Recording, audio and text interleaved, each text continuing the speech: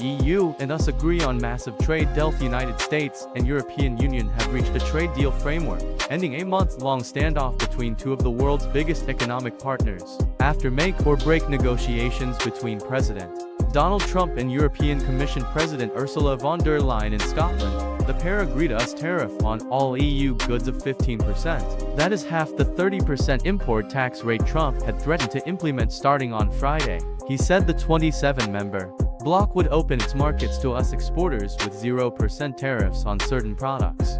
Von der Leyen also hailed the deal, saying it would bring stability for both allies, who together account for almost a third of global trade. Trump has wielded tariffs against major US trade partners in a bid to reorder the global economy and trim the American trade deficit. As well as the EU, he has struck tariff agreements with the UK, Japan, Indonesia, the Philippines, and Vietnam, although he has not achieved his goal of 90 deals in 90 days. Sunday's agreement was announced after private talks between Trump and von der Leyen at his Turnberry golf course in South Ayrshire. Trump, who is on a 5-day visit to Scotland, said following their brief meeting, "We have reached a deal.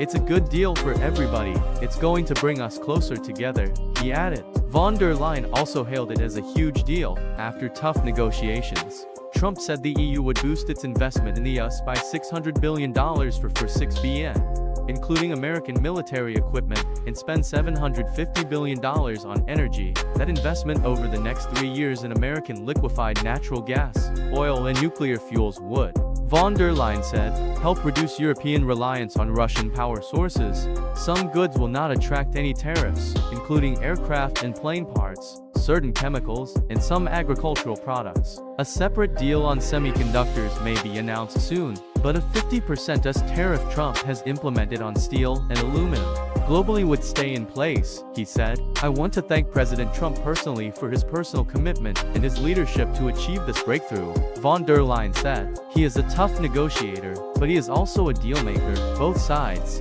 can paint this agreement as something of a victory.